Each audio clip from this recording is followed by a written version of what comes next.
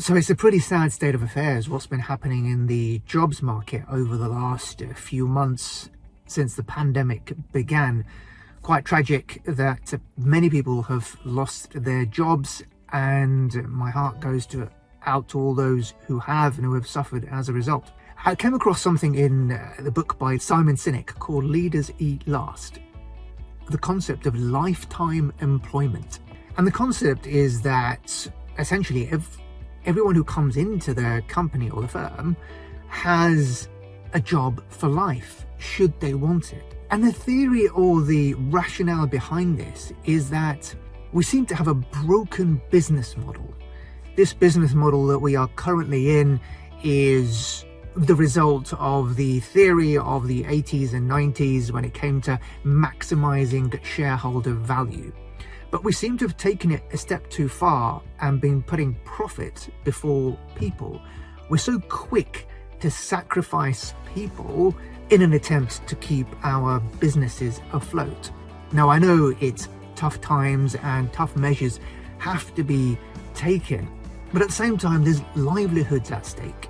And it seems as if certainly in the bigger corporations, the bigger organizations, you've got the top hierarchy, and it seems to be that the people at the bottom are sacrificed in order to maintain a positive balance sheet. But actually I'm toying with the idea of this lifetime employment, that if we really took the time to recruit people based on culture and shared values, and we bring them in and we offer them a sense of belonging and safety, and we treat them like family, and they make a positive contribution to the workplace, then it seems wrong just to sacrifice and get rid of our people at the first hurdle or as soon as things start getting tough.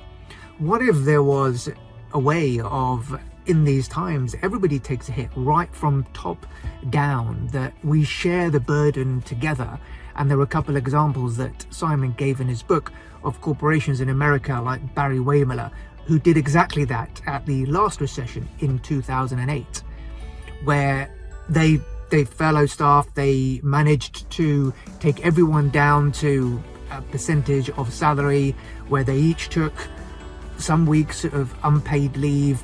Those that were able to afford to take more unpaid leave did so because their colleagues perhaps were in a different position, and everybody rallied together to see the company through the dark times, which meant that they were better placed to profit from the upturn as and when it came, because they had such a tight culture, their tight sense of belonging and empathy for each other.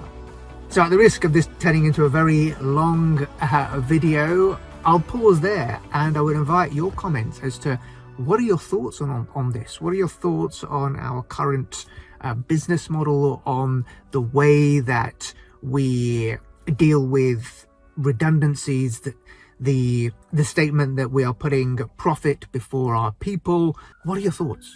Let me know in the comments.